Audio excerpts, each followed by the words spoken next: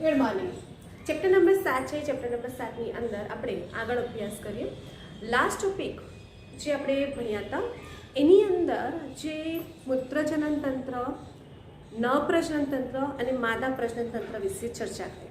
મૂત્રજનન તંત્ર, માદા પ્રજનન તંત્ર અને નપ્રજનન તંત્રની સળંગ આકૃતિ દોરી અને આપણે એની દરેકની કમ્પેર પણ સમજ્યા. હવે આપણે એક ટોપિક જોઈએ. જ્યારે આપણે મૂત્રજનન તંત્ર ભણ્યા હતા તો જે મૂત્રપિંડ છે એ મૂત્રપિંડની અંદર મૂત્ર તૈયાર થયું અને મૂત્રવાહિની મારફતે અવસાનીમાં દાખલ થયું અને મૂત્રનો ત્યાગ થાય છે. આ જે મૂત્ર ત્યાગ છે એ મૂત્ર ત્યાગની અંદર એનું પ્રમાણ હોય છે યુરિયા. શેનું પ્રમાણ હોય છે? યુરિયા. અને એટલા માટે આપણે દેડકો છે તે યુરિયા ત્યાગી પ્રાણી તરીકે ઓળખવામાં આવે છે. બરાબર. એટલે અહીંયા તમને ઘણા એવા સવાલો પૂછાય કે દેડકો છે એ અથવા તો ઉભયજીવી વર્ગનું જે પ્રાણી છે એને કયા પ્રકારનો મૂત્ર ત્યાગ કરે છે. એટલે એ યુરિયા સ્વરૂપે ઉત્સર્ગ દ્રવ્યનો ત્યાગ કરે છે, એટલે એને યુરિયા ત્યાગી કે યુરિયોટોલિક તરીકે ઓળખવામાં આવે છે. પછી નપ્રજનન તંત્ર છે એ નપ્રજનન તંત્રની અંદર આપણે એવું કીધું હતું કે અવસાની છે એ અવસાની દ્વાર મારફતે શુક્રકોષોનો ત્યાગ થશે અને એવી રીતે માદા પ્રજનન તંત્ર છે એ માદા પ્રજનન દ્વારા અંડકોષોનો ત્યાગ થશે. આપણે એવું સમજાય. બરાબર. અને એ અવસાની છે અને એ અવસાનીમાં શુક્રકોષ અને અંડકોષ છે. આપણે એવું પણ કીધું હતું કે જે અંડકોષ છે એ અંડકોષ મૂત્રપિંડ છે એ મૂત્રપિંડ ની તરફ આવેલા જોશે ને આ અંડપિંડ છે એની અંદર શું થશે? અંડપુટિકા. ને અંડપુટિકામાં શું થશે? અંડકોષોનું નિર્માણ થાય છે. આ અંડપિંડ મૂત્રપિંડની ઉપર છે પણ મૂત્રપિંડની અલગ રચના થાય છે, અલગ પ્રોસેસ છે. જે મૂત્રનો ત્યાગ કરવાની, જે મૂત્ર નિર્માણની જે ક્રિયા છે, મૂત્રપિંડ નલિકા છે, એ ક્રિયા તો થશે જ. એની ઉપર અંડપિંડ છે. ઓકે. એટલે અંડપિંડનું અલગ કાર્ય છે. એટલે એવું ના થાય કે એકનું કાર્ય બંધ થઈ જાય. બંનેનું કાર્ય અલગ અલગ રીતે થાય છે અને આ અંડપિંડને મૂત્રપિંડ સાથે જોડાણ છે ખાલી, બરાબર, પણ એના કાર્યમાં અવરોધ નથી બનતા. ને આ જે અંડપિંડ છે એની અંદર 2500 થી 3000 જેટલા ઈંડાકીય અથવા તો અંડકોષોનું નિર્માણ થતું જશે અને એ અંડકોષો અંડવાહિની મારફતે શું થાય છે? અવસાનીમાં આવે છે. તો આ રીતે આપણે ભણ્યા હતા નપ્રજનન તંત્ર અને માદા પ્રજનન તંત્ર અને અંડકોષો અને શુક્રકોષો છે એનો અવસાનીમાં સંગ્રહ થશે. પછી શું થશે? ફલનની ક્રિયા થશે. બરાબર. તો મેથુન ક્રિયા દરમિયાન શુક્રકોષ અને અંડકોષનો પાણીમાં ત્યાગ થશે. આ એક વસ્તુ ધ્યાનમાં રાખવાની છે કે દેડકો છે એ દેડકાની અંદર ફલનની ક્રિયા ક્યાં થાય છે? તો પાણીમાં. એટલે આ શુક્રકોષ અને અંડકોષ છે એ બંનેનો પાણીમાં ત્યાગ થશે અને બંનેનો પાણીમાં ત્યાગ થશે એટલે અહીંયા શું થશે કે આપણે આ અંડકોષ અને આ છે તમારા શુક્રકોષ અને એ જે શુક્રકોષ છે અને શુક્રકોષ અને અંડકોષનું ફલન થશે અને ફલન થશે અને આખી પ્રોસેસ ક્યાં થશે? પાણીમાં થશે. પાણીમાં ફલનની ક્રિયા થશે એટલે એને બાહ્ય ફલન તરીકે ઓળખવામાં આવે છે. એટલે એ પણ તમને ક્લિયર હોવું જોઈએ કે ફલનની ક્રિયા ક્યાં થશે? તો પાણીમાં થાય છે, એનો મતલબ બાહ્ય ફલન થશે. અને શુક્રકોષ અને અંડકોષનું ફલન થયું, ફલન થઈ ફલિતાંડ યુગ્મનજની પ્રોસેસ થઈ અને આખી પ્રોસેસ ફલિતાંડનું નિર્માણ થયું. બરાબર છે? 2n થયું. એનો ફલિતાંડ એટલે આપણે યુગ્મનજ અને એની પ્રોસેસ થશે એટલે વિખંડનની પ્રોસેસ થશે, આંતરકોષ્ઠની પ્રોસેસ, જે પ્રોસેસ બધી જે થશે એ દરમિયાન તેનામાંથી આપણે શું હોય કે જ્યારે ફલન થાય અને ફલન થઈ અને બાળકનો જન્મ થાય તો જે તે પ્રાણી જેવો જ હોય. આપણે કોઈ પણ પ્રાણીને લઈએ, કૂતરા છે, કૂતરાના બચ્ચા કૂતરા જેવા દેખાય, મનુષ્યના બચ્ચા મનુષ્યના જેવા જ હોય. તો જે તે પ્રાણી છે એની અંદર જે તે જાતિના સજીવો છે એના જેવા જ બાળકનો જન્મ થાય. આ જે છે દેડકાની અંદર શું થશે કે જ્યારે ફલન થાય અને ફલકનું આખું ડેવલપ થાય અને તે દરમિયાન તેનામાંથી નવજાત દેડકા બહાર આવતા નથી. એનામાંથી આ રીતે તમે પાણીમાં દેખાશે ટેડપોલ બહાર આવે છે. એટલે ઘણીવાર તમે દેખજો પાણીના ચોમાસાની ઋતુની અંદર ખાબોચિયા હશે અને ખાબોચિયાની અંદર તમને આવા તમને આવી રીતે જોવા મળે છે. તો એકચ્યુઅલીમાં એ ટેડપોલ છે અને એ જે ટેડપોલ છે એ ટેડપોલ અલગ અલગ અવસ્થાઓમાંથી પસાર થાય. અલગ અલગ અવસ્થાઓ જે છે એની વિશે ચર્ચા નથી કરી રહ્યા. એ જે ટેડપોલ છે પહેલાં શાકાહારી હોય, પાંદડા ખાય, પછી એની અંદર આંતરડું છે આખું ગોળ ગોળ ગોળ વીંટળાયેલું હોય છે, પછી પૂંછડી પણ હોય, પછી ધીરે ધીરે અગ્રઉપાંગ, પશ્ચઉપાંગ, પૂંછડી દૂર થઈ જાય એવા રૂપાંતરણોની પ્રોસેસમાંથી પસાર થાય અને રૂપાંતરણોની પ્રોસેસ થઈને એક વિકસિત દેડકાનું નિર્માણ થાય. એટલે કે જે ટેડપોલ છે એ ટેડપોલના રૂપાંતરણની પ્રક્રિયામાંથી પસાર થઈને નવજાત દેડકાનું નિર્માણ થાય છે. એટલે એ રૂપાંતરણની ક્રિયા પણ આની અંદર જોવા મળે છે. એટલે તમને ઘણા બધા પ્રશ્નો અહીંયા થયા કે જે ફલન છે એ બાહ્ય ફલન થાય છે. ટેડપોલ છે એ રૂપાંતરણની ક્રિયામાંથી પસાર થઈને નવજાત દેડકાનું નિર્માણ થાય છે. ક્લિયર? આ જે દેડકો છે એ દેડકો છે એક રીતે જીવાતોને ખાઈ જાય છે, એટલે પાકનું રક્ષણ તો કરે છે. અને ઘણા લોકો આ જે દેડકો છે એ દેડકાના ખોરાક તરીકે પણ ઉપયોગ કરે છે. દેડકાના જે પગ છે એનો ખોરાક તરીકે પણ એ ઉપયોગ કરે છે. તો આ રીતે દેડકો છે એ દેડકાની અંદર કેવી રીતે જે નવપ્રજનન તંત્ર, માદા પ્રજનન તંત્ર સાથે પડ્યા અને સાથે સાથે આપણે ઉત્સર્જન તંત્રની વાત કરી હતી અને એ ઉત્સર્જન તંત્રની અંદર જે મૂત્રનો ત્યાગ થયો તો કયા સ્વરૂપે? તો યુરિયા સ્વરૂપે. તો આ બધી ચર્ચા આપણે અહીંયા કરી. તો અહીંયા આપણે જે ચેપ્ટરની અંદર જે ક્લાસ ટોપિક હતા અને એને અનુલક્ષીને જે ક્વેશ્ચન કઈ રીતે છે અને ફલન કઈ રીતે થાય છે એની આપણે ચર્ચા કરી. હવે આપણે રુધિરાભિસરણ તંત્ર છે એની ચર્ચા કરીશું. રુધિરાભિસરણ તંત્ર. ઓકે, ચલો. રુધિરાભિસરણ તંત્ર અને લસિકા તંત્રની ચર્ચા કરવાની છે.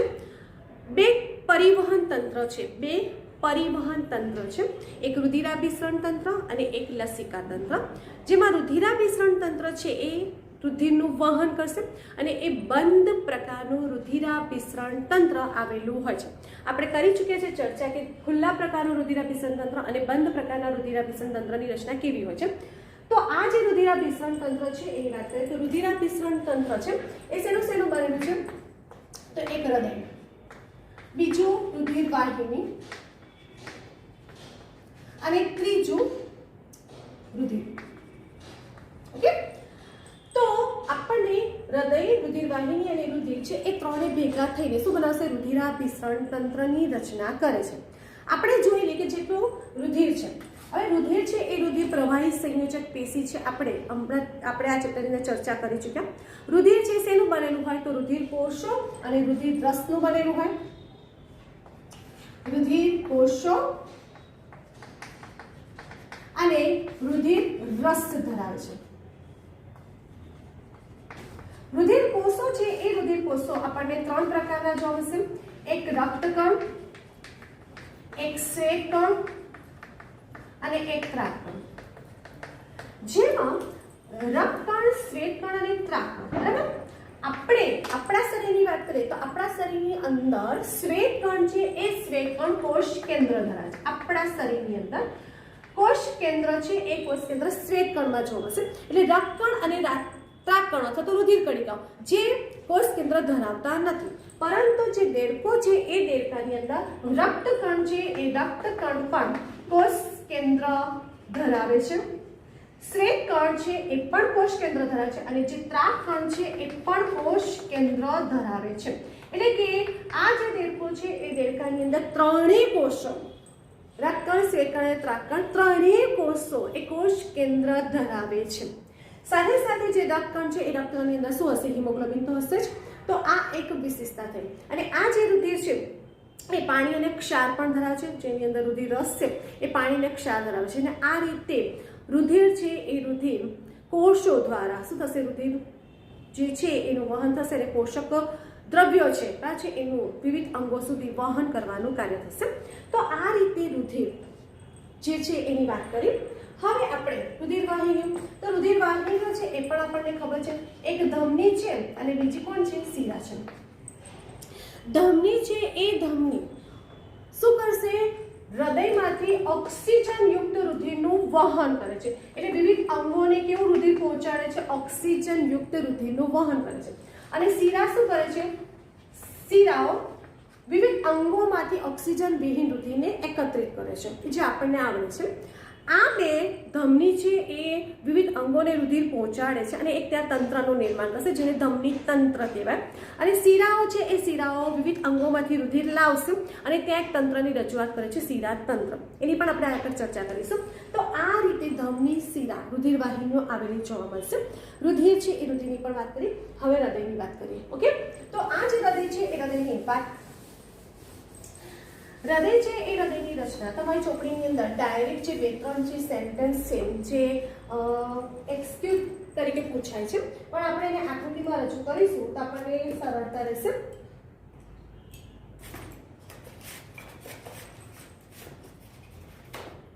ઓકે, હૃદય છે એ હૃદયની વાત કરીએ તો હૃદય છે એ હૃદયમાં આ હૃદય પૃષ્ઠ અને વક્ષ બંને બાજુથી આપણે એને આકૃતિ દોરીશું અને કઈ બાજુ કઈ રચના ધરાવે છે એની સમજૂતી મેળવીશું. તો આપણને સેન્ટેન્સ લખવામાં સરળતા રહેશે અને કદાચ જે એસક્યુ છે એસક્યુને પણ આપણે સમજી શકીશું.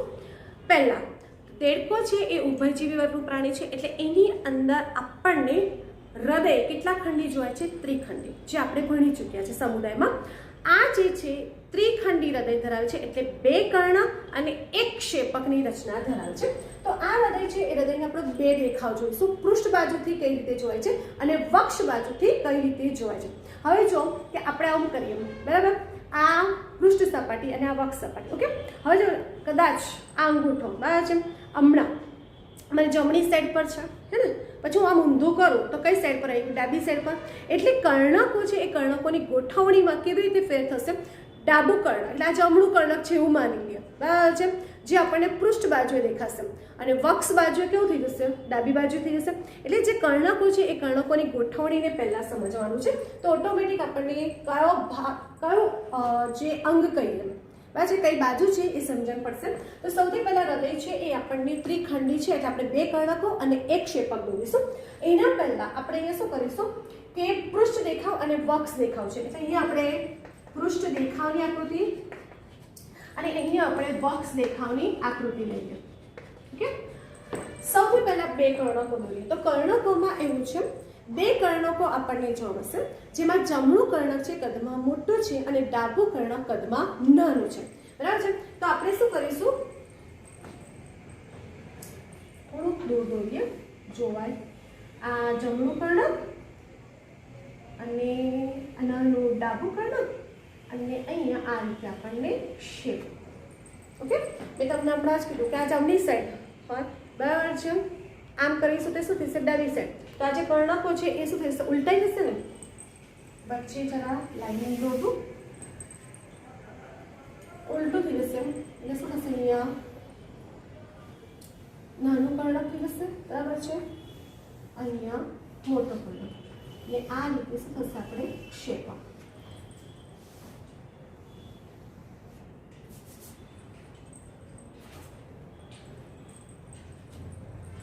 અહીંયા જમણું કર્ણક,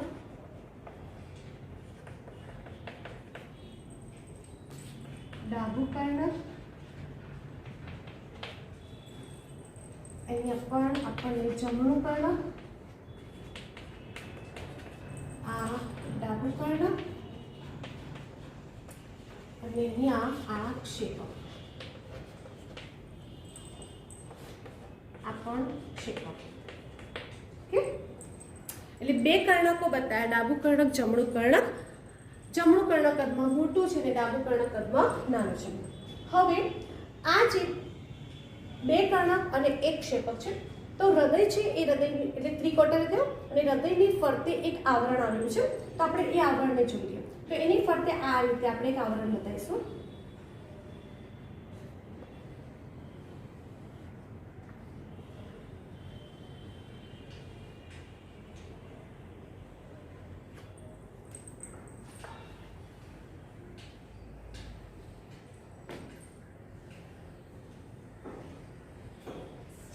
આનું નામ છે પરિહૃદય આવરણ.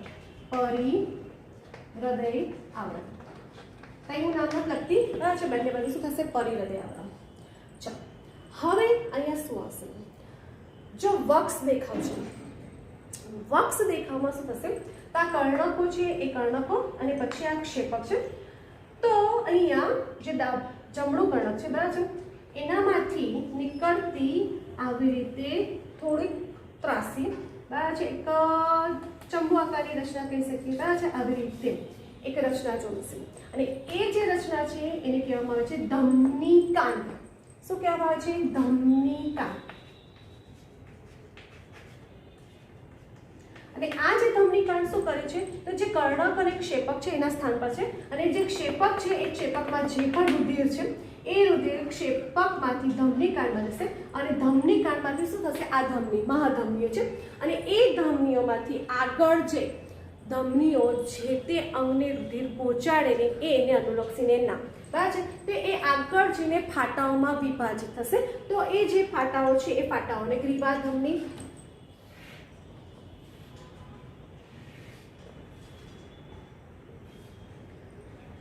જો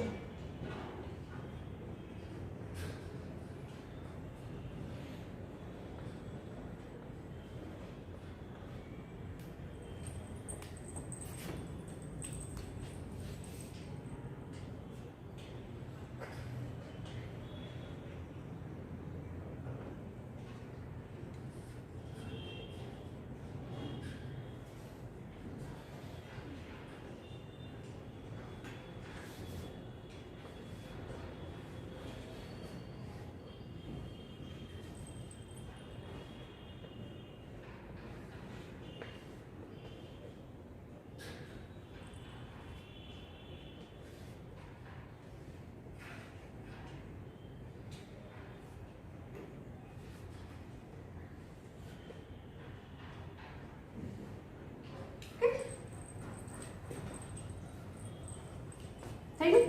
તારું ધમનીકાંડ, આ ધમનીઓ છે અને આ વિવિધ ધમનીઓ, ગ્રીવા ધમની છે, એવી આપણે બધે નામ લખતા હોય. અહીંયા શું લખીશું આપણે? ધમનીકાંડ લખીશું. બધી ધમનીઓ છે, વિવિધ અંગોને રુધિર પહોંચાડે છે. તો ખાલી વાક્ય રચના તમારી ચોપડીમાં શું છે એક તે લખવાનું છે કે હૃદય છે એ હૃદયના વક્ષ ભાગમાં જમણા કર્ણક, બરાબર છે, અને જમણા કર્ણકમાં સેજ ત્રાસી ગોઠવાયેલી રચના છે જેને ધમનીકાંડ કહે છે. અને આ ધમનીકાંડ ક્ષેપકમાંથી જે પણ રુધિર છે એ રુધિરને ધમનીકાંડ દ્વારા વિવિધ ધમનીઓ, મહાધમની અને વિવિધ ધમનીઓ દ્વારા જે તે અંગોને રુધિર પહોંચાડે છે. બસ આટલી જ વાક્ય રચના છે. આ તમારો MCQ તો કે ધમનીકાંડ કઈ બાજુ છે, કયા કર્ણક સાથે જોડાયેલું છે? તો ધમનીકાંડ છે એક ક્ષેપક સાથે જમણા કર્ણક દ્વારા જોડાયેલું હોય છે અને એના દ્વારા વિવિધ અંગોને રુધિર પહોંચાડે છે. બસ આટલી જ વાક્ય રચના. હવે વક્સ પૃષ્ઠ દેખાવ થયો, વક્સ દેખાવ થયો. હજુ એની આકૃતિની અંદર થોડીક રચના બાકી છે, પણ કઈ રચના છે આપણે જોઈશું. પૃષ્ઠ દેખાવ. પૃષ્ઠ દેખાવમાં શું થશે કે ધમનીઓ શું થશે? વિવિધ અંગોને રુધિર પહોંચાડે છે. એવી રીતે સિરિકાઓ છે અને એ સિરિકાઓ વિવિધ અંગોમાંથી રુધિર લાવે છે.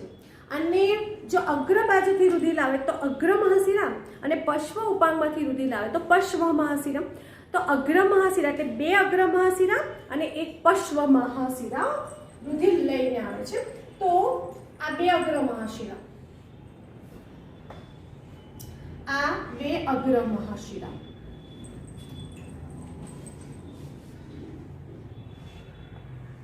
અને એક પશ્વ મહાશિરા વિવિધ અંગોમાંથી રુધિર લઈને આવે છે. તો પશ્વ ઉપાંગમાંથી રુધિર લઈને આવે તો પશ્વ મહાશિરા, અને વિવિધ અગ્ર ભાગમાંથી રુધિર લઈને આવે તો આપણે અગ્ર મહાશિરા. તો અહીંયા આ રીતે ઘૂસી દઉં છું. હવે એને જોવાનું છે કઈ રીતેની રચના છે. તો આ રીતે આ એક અગ્ર મહાશિરા, પાછું પણ આને નીચે કરી દઉં છું કારણ કે ત્યાં પાછું બીજી રચના આવશે.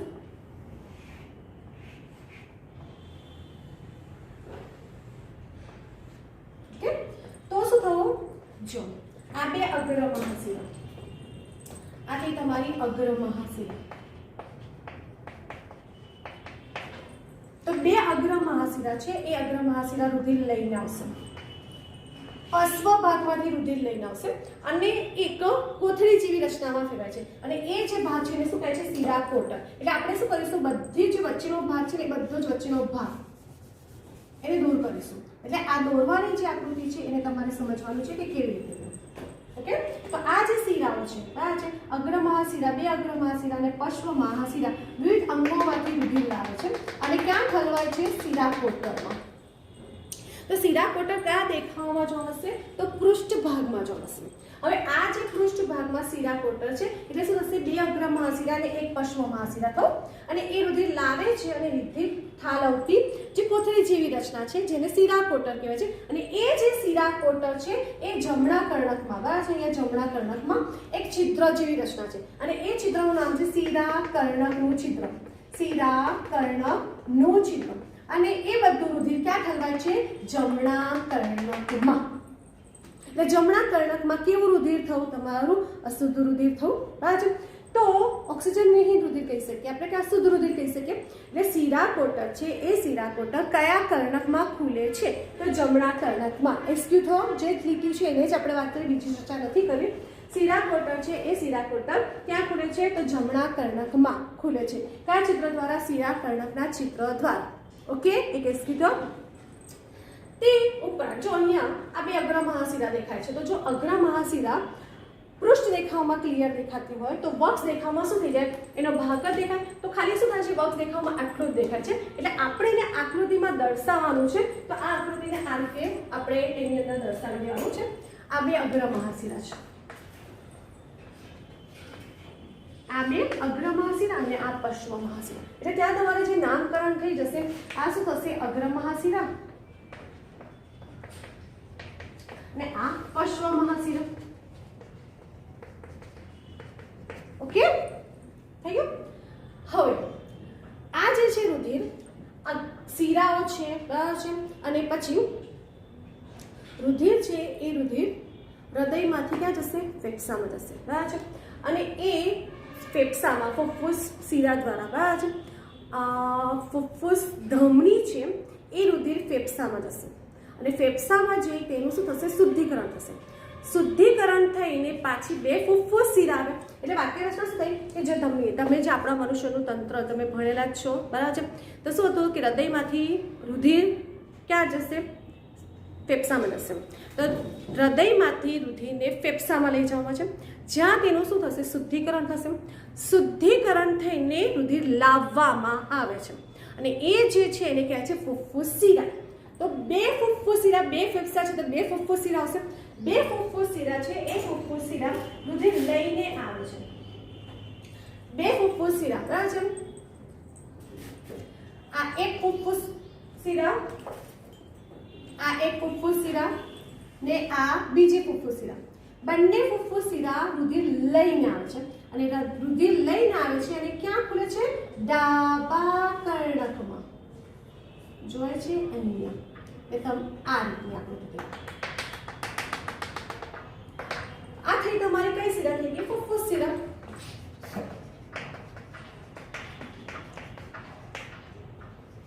અને ફુફ્ફુસ શિરામાં કેવું રુધિર છે? ઓક્સિજન યુક્ત. આમ તો શિરામાં કેવું રુધિર હોય? ઓક્સિજન વિહીન ને. પણ અહીંયા શું થશે? બે ફુફ્ફુસ શિરા છે એમ ફેફસામાંથી રુધિર લાવે છે અને રુધિર લાવીને કયા કર્ણકમાં ખુલે છે? ડાબા કર્ણકમાં. ડાબા કર્ણકમાં રુધિર ઠાલવે છે, બરાબર છે. તો આ ડાબા કર્ણકમાં શુદ્ધ રુધિર અને આની અંદર આપણને કેવું છે? અશુદ્ધ રુધિર જોવા મળે છે. ઓકે, અહીંયા આ જે ફુફ્ફુસ શિરા છે અહીંયા આપણે ફુફ્ફુસ શિરા આ રીતે બતાવ્યા છે. ઓકે, તો અહીંયા તમારા સિલેબસને અનુલક્ષીને શોર્ટમાં જ ભણાવ્યું છે, આગળની કોઈ ડિટેલ્સ નથી ભણાવી. તો હૃદય છે, હૃદય ત્રિખંડી છે, બે કર્ણક અને બે ક્ષેપક આવેલું છે. જમણું કર્ણક છે કદમાં મોટું છે, ડાબું કર્ણક કદમાં નાનું છે, એક ક્ષેપક ધરાવે છે. વક્ષ દેખાવ છે, વક્ષ દેખાવમાં જમણા કર્ણક તરફ છે ત્રાસુ ધમની કાંડ આવેલું છે અને એ ધમની કાંડ ક્ષેપકમાંથી જે તે રુધિર છે એ રુધિરને વિવિધ ધમનીઓ દ્વારા, મહાધમની અને વિવિધ ધમનીઓ દ્વારા જે તે અંગોને રુધિર પહોંચાડે છે. પૃષ્ઠ દેખાવ છે એ પૃષ્ઠ દેખાવમાં બે અગ્ર મહાશિરા છે અને પશ્વ મહાશિરા રુધિરને એકત્રિત કરી શિરા કોટરમાં ઠાલવે છે અને શિરા કોટરનું રુધિર જો શિરા કર્ણકના છિદ્ર દ્વારા જમણા કર્ણકમાં ઠલવાય છે.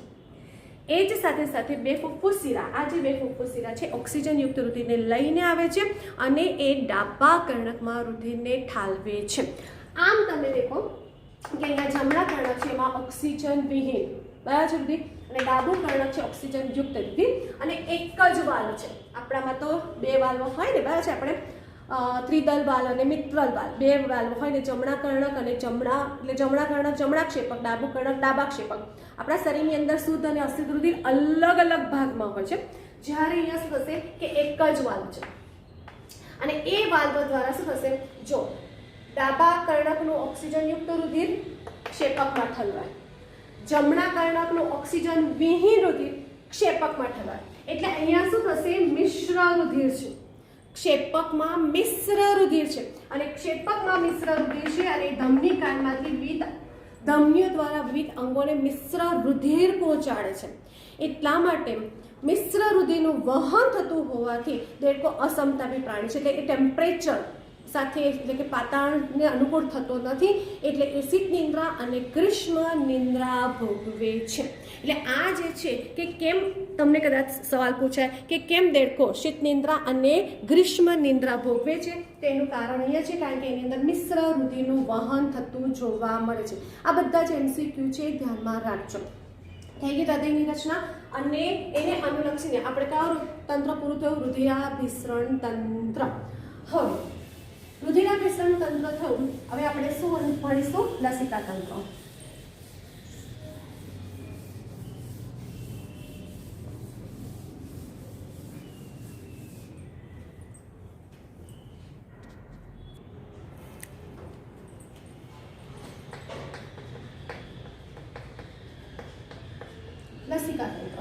લસિકા તંત્ર છે એ લસિકા વાહિની અને લસિકા ગાંઠનું બનેલું છે. તમારી ચોપડીની અંદર જે લસિકા છે એ લસિકામાં 2 કે 3 લીટી છે, આપણે એને અનુલક્ષણ કહીએ. લસિકા તંત્ર છે લસિકા તંત્ર અને લસિકા વાહિની અને લસિકા ગાંઠનું બન્યું છે. અને એ જે લસિકા છે એટલે શું થાય છે કે જે રુધિર વાહિનીઓ છે, આ રુધિર વાહિનીઓ, અને એ રુધિર વાહિનીઓમાંથી બરાબર છે શ્વેતકણ, થોડા પ્રોટીન, પાણી બરાબર છે, એ બધા જ કેટલાક પ્રોટીન, પાણી અને થોડા ઘણા ક્ષાર એ બધું રુધિર વાહિનીમાંથી ગળાઈ જાય છે અને શ્વેતકણ આ ગળાઈ જાય છે અને અહીંયા એક પ્રવાહી, અને જે લસિકા છે ને એ લસિકા ભક્ષક કોષો એટલે જે હાનિકારક ઘટકો છે ને એને ભક્ષણ કરે છે. એટલે એક ટાઈપનું એક રક્ષણના કાર્ય સાથે સંકળાયેલું છે અને શુદ્ધિકરણના કાર્ય સાથે સંકળાયેલું છે, એવું પણ કહી શકીએ. શોર્ટમાં આટલું જ કે લસિકા છે તો રુધિર વાહિનીઓ છે, એ રુધિર વાહિનીમાંથી શ્વેતકણ, પ્રોટીન, કેટલાક ટકો ભાગ પાણી એ ગળાઈને બહારની જગ્યા પર એકત્રિત થાય છે, અને એ જે એકત્રિત થયેલી જે જગ્યા છે, જે પ્રવાહી છે, અને એ શ્વેતકણ છે એટલે એને કેવું હશે, સફેદ રંગનું હશે. જે પ્રવાહી છે એ પ્રવાહીને લસિકા તરીકે ઓળખવામાં આવે છે. બધા ભાગનું લસિકા ભેગું થઈને લસિકા વાહિનીઓ, અને લસિકા વાહિનીઓ બધી ભેગી થશે, બધી લસિકા વાહિની, અને એ લસિકા વાહિનીઓમાં થોડા અંતરે શું આવેલા હશે, લસિકા ગાંઠ આવેલી હશે. અને એ જે લસિકા ગાંઠ છે એ લસિકા ગાંઠ ભક્ષક કોષો જે પણ હાનિકારક ઘટકો છે એને શું થઈ જશે, ખાઈ જશે અને એક ટાઈપનું શુદ્ધ કરે છે, અને પાછું આખું જે લસિકા છે એ પાછું હૃદયમાં ઠલવાય છે. તો આ રીતે લસિકા તંત્ર જે બહુ જ ઓછા શબ્દોમાં તમને કીધેલું છે. લસિકા તંત્ર નવે ભણીએ ચેતાતંત્ર.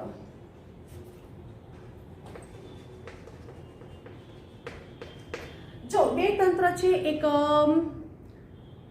અંતસ્ત્રાવી તંત્ર અને એક ચેતાતંત્ર. સાથે સાથે આપણે શું પ્રજનન તંત્ર, પાચન તંત્ર, ઉત્સર્જન તંત્ર બધા તંત્ર તો છે જ, પણ આ બે જે તંત્ર છે ચેતાતંત્ર અને અંતસ્ત્રાવી તંત્ર એ આપણા શરીરની અંદર સહનિયમન અને સંકલનના કાર્ય સાથે સંકળાયેલા છે. એટલે આપણા શરીરની અંદર જે પણ કાર્ય થવા જોઈએ, ઉર્મી વેગનું વહન થવું જોઈએ, એ બે આના દ્વારા થાય, ચેતાતંત્ર અને અંતસ્ત્રાવી તંત્ર દ્વારા થશે. અંતસ્ત્રાવી તંત્ર છે એનું ચેપ્ટર આપણે અલગથી ભણીશું, લાસ્ટ ચેપ્ટર ભણવાનું છે. અંતસ્ત્રાવી તંત્ર છે ત્યાં શું થશે, અંતસ્ત્રાવી ગ્રંથિ હોય અને એ ગ્રંથિમાંથી શું થાય, જે તે અંતસ્ત્રાવનું નિર્માણ થાય. તો જે અંતસ્ત્રાવો છે એ બધા જ અંતસ્ત્રાવો ગ્રંથિ, તો પિટ્યુટરી ગ્રંથિ, એડ્રિનલ ગ્રંથિ, સ્વાદુપિંડ ગ્રંથિ બરાબર છે, એ બધી ગ્રંથિમાંથી જે તે અંતસ્ત્રાવ, જે તે હોર્મોન્સનું નિર્માણ થાય અને જે તે કાર્ય કરે છે અને એ આખી ચર્ચા આપણે આગલા લેક્ચરમાં કરીશું. અહીંયા આપણે વાત કરીશું ચેતાતંત્ર. ચેતાતંત્ર છે એ ઉર્મિવેગના વહનના કાર્ય સાથે સંકળાયેલી છે. આપણે ચર્ચા કરી ચૂક્યા ચેતાતંત્રની રચના કેવી છે એ પણ વાત કરી. આ જે ચેતાતંત્ર છે તો જે દેડકો છે એની અંદર ચેતાતંત્ર કઈ રીતની રચના થાય છે તો જો એની અંદર ચેતાતંત્ર બે પ્રકારના ચેતાતંત્ર જોવા મળશે. એક ઐચ્છિક ચેતાતંત્ર અને એક અનૈચ્છિક ચેતાતંત્ર. ઐચ્છિક ચેતાતંત્ર કે જે ઈચ્છા પ્રમાણે વર્તે, બરાબર, અને અનૈચ્છિક ચેતાતંત્ર છે જે ઈચ્છા વિરુદ્ધ, બરાબર, કાર્ય કરે છે. એટલે એ કેવા પ્રકારના થયા? સ્વયંવર્તી ચેતાતંત્ર તરીકે ઓળખવામાં આવે છે. આ જે ઐચ્છિક ચેતાતંત્ર છે, ઐચ્છિક ચેતાતંત્રમાં એક મધ્યસ્થ ચેતાતંત્ર અને એક પરિઘવર્તી ચેતાતંત્રનો સમાવેશ થાય. મધ્યસ્થ ચેતાતંત્ર છે એ મધ્યસ્થ ચેતાતંત્રની અંદર આપણને મગજ અને કરોડરજ્જુ નો સમાવેશ થાય. પરિઘવર્તી ચેતાતંત્ર છે એની અંદર મસ્તિષ્ક ચેતા અને કરોડરજ્જુ ચેતાનો સમાવેશ થાય. અનૈચ્છિક ચેતાતંત્ર છે એની અંદર આપણને અનુકંપી ચેતાતંત્ર અને પરાનુકંપી ચેતાતંત્રનો સમાવેશ થતો જોવા મળે છે. આ જે ચાર્ટ છે એ ચાર્ટને અનુલક્ષીને આપણે વાક્ય રચના જોઈએ. તો ચેતાતંત્ર બે પ્રકારના થાય, ઐચ્છિક અને એક અનૈચ્છિક. આ ઐચ્છિક ચેતાતંત્ર છે એનામાં બે મધ્યસ્થ ચેતાતંત્ર અને પરિવર્તી ચેતાતંત્ર. એટલે મધ્યસ્થ ચેતાતંત્ર અને પરિવર્તી ચેતાતંત્ર નો સમાવેશ ક્યાં થાય છે? ઐચ્છિક ચેતાતંત્રમાં થશે. મધ્યસ્થ ચેતાતંત્ર છે એમાં કોનો સમાવેશ થાય? મગજ અને કરોડરજ્જુ. હવે જો મધ્યસ્થ, હવે જો આપણી વાત કરીએ તો આ ખોપરી પાછળ અને આ કરોડસ્થમ તો એ સેન્ટરમાં છે, મધ્ય ભાગમાં છે, એટલે એને મધ્યસ્થ ચેતાતંત્રમાં સમાવેશ થતો જોવા મળશે. આ જે મગજ છે એ મગજ ક્યાં સુરક્ષિત છે? તો મગજ એ ખોપડીમાં કે મસ્તક પેટીમાં સુરક્ષિત છે. અને કરોડરજ્જુ ક્યાં સુરક્ષિત છે? કરોડ સ્તંભમાં સુરક્ષિત છે. એટલે મગજ ક્યાં આવેલું છે? તો એક મસ્તક પેટીમાં છે અને કરોડરજ્જુ ક્યાં છે? કરોડ સ્તંભમાં આવેલું જોવા મળશે. મગજ છે, બરાબર છે, એટલે આપણે જસ્ટ મગજની આપણે હમણાં આકૃતિ દોરીશું કે ધારો કે આ મગજ છે, બરાબર છે. તો આ જે મગજ છે એ મગજ માંથી ચેતાઓ નીકળે એટલે એને મસ્તિષ્ક ચેતાઓ કહેશે. અને કરોડરજ્જુ છે આ મગજની આખી જે આકૃતિ છે, ધારો કે આ મગજ છે ને આ કરોડરજ્જુ છે, તો મગજ છે એ મગજમાંથી શું નીકળશે? મસ્તિષ્ક ચેતાઓ. આ મગજ છે તેનામાંથી શું નીકળશે? એટલે મસ્તિષ્ક ચેતાઓ નીકળે, બરાબર છે. અને કરોડરજ્જુ છે, બરાબર છે, તે કરોડરજ્જુમાંથી શું નીકળશે? કરોડરજ્જુ ચેતાઓ નીકળશે. કેવી રીતે છે આપણે બધી ડિટેલ્સ ભણીએ. તો મગજ છે એ મગજમાંથી 10 જોડ મસ્તિષ્ક ચેતાઓ ઉદ્ભવે, 10 જોડ. અને કરોડરજ્જુ છે એનામાંથી 9 જોડ કરોડરજ્જુ ચેતાઓ ઉદ્ભવે છે. ભલે ચોપડીમાં નથી પણ યાદ રાખવાનું, મગજ છે એ મગજમાંથી 10 જોડ મસ્તિષ્ક ચેતાઓ અને કરોડરજ્જુ છે એ કરોડરજ્જુમાંથી 9 જોડ કરોડરજ્જુ ચેતાનો ઉદ્ભવ થતો જોવા મળશે. તો આ જે તમારી જે વાક્ય રચના છે એને અનુલક્ષીને તમારી ચોપડીની અંદર કરોડરજ્જુનો ઉલ્લેખ નથી કરેલો કે કરોડરજ્જુની રચના કઈ રીતની છે. અહીંયા તમારે ચોપડીની અંદર ફક્ત મગજની જ વાત કરી છે કે મગજ છે એ કેવી રીતે રચના ધરાવે છે. અનૈચ્છિક ચેતાતંત્ર જેમાં બેનો સમાવેશ થાય, અનુકંપી ચેતાતંત્ર અને પરાનુકંપી ચેતાતંત્ર.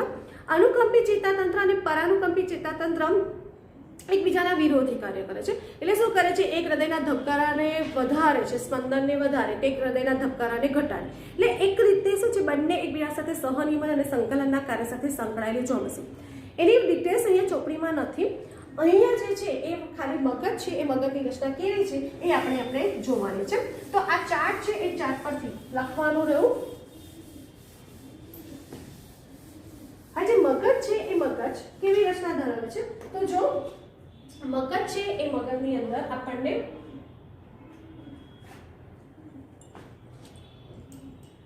જો પૃષ્ઠ દેખાવ અને બોક્સ દેખાવ એમાં પણ એવી રચના આવે છે. તો અહીંયા હું બંને આકૃતિ નથી દોરતી, આપણે ખાલી એક જ આકૃતિને અનુલક્ષીને સમજવાનું છે.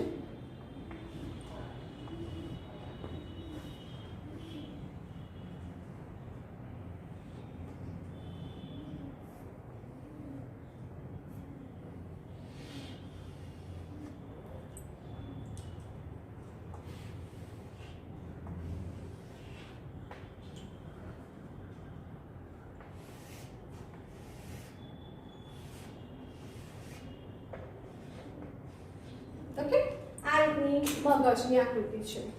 તો મગજ છે એ મગજ 3 ભાગમાં વહેંચાયેલું છે. અગ્ર મગજ, મધ્ય મગજ અને પશ્વ મગજ.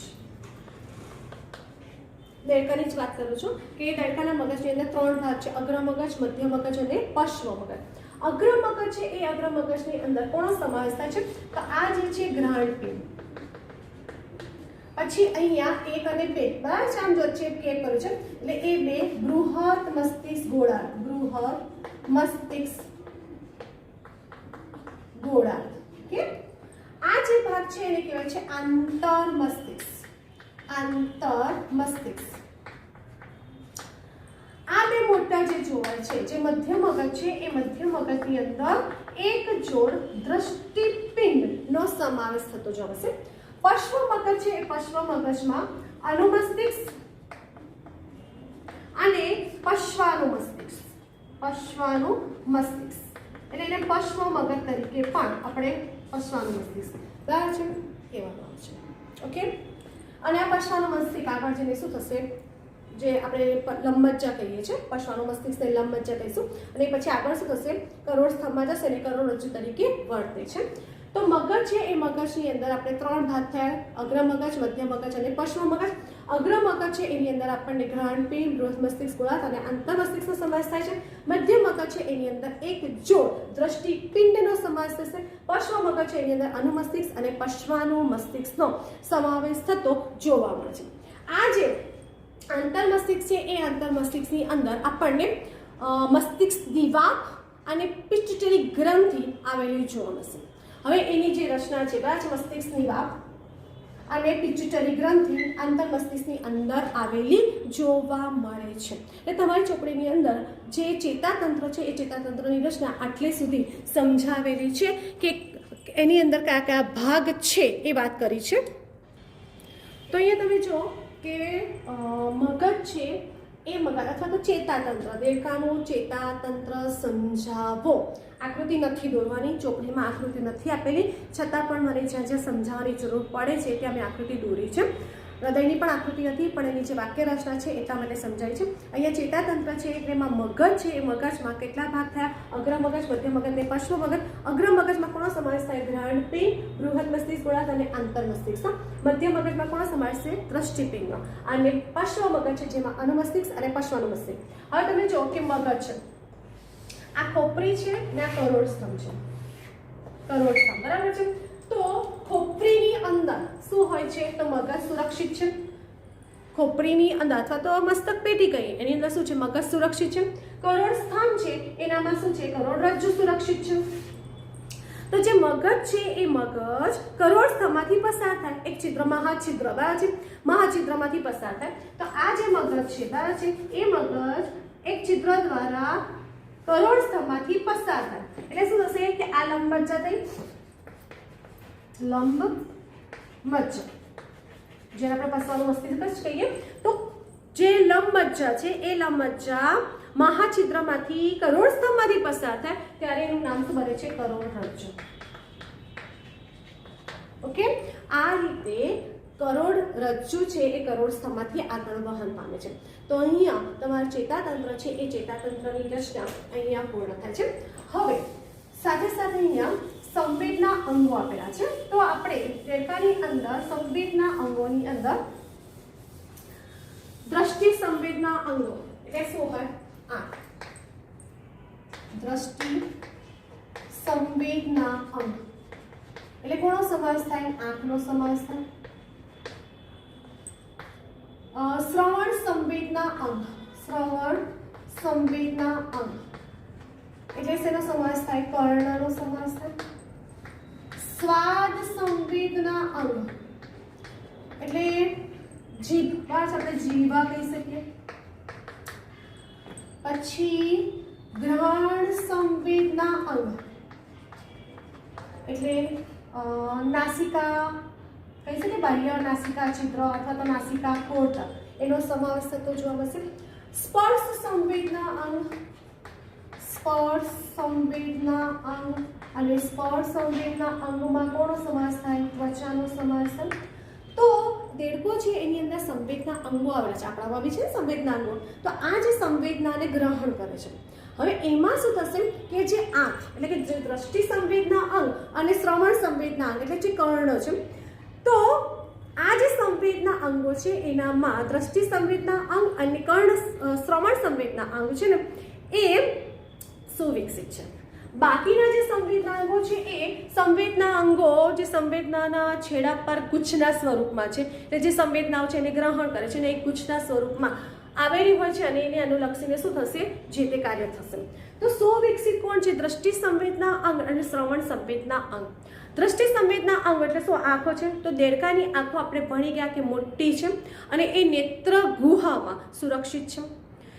દ્રષ્ટિ છે એ દ્રષ્ટિની જે રચના છે એ એને ગરદનના અભાવે આજુબાજુ દેખવામાં એને મદદરૂપ બને છે, એટલે એની સુવિકસિત રચના જોવા મળશે. એ રીતે શ્રવણ સંવેદના અંગ છે એની અંદર કર્ણ છે, પણ બાહ્ય કર્ણનો શું હોય છે? અભાવ. એટલે શું કહેવાય? બાહ્ય કર્ણ અને મધ્ય કર્ણનો અભાવ એટલે જે આ કર્ણ પલ્લવ છે એનો શું હોય છે? અભાવ છે. અને અંતઃકર્ણ છે એ કલાકુહર છે, એની આખી રચના છે, બરાબર છે. એના દ્વારા શું છે? શ્રવણ સંવેદનાનો અનુભવ થાય છે.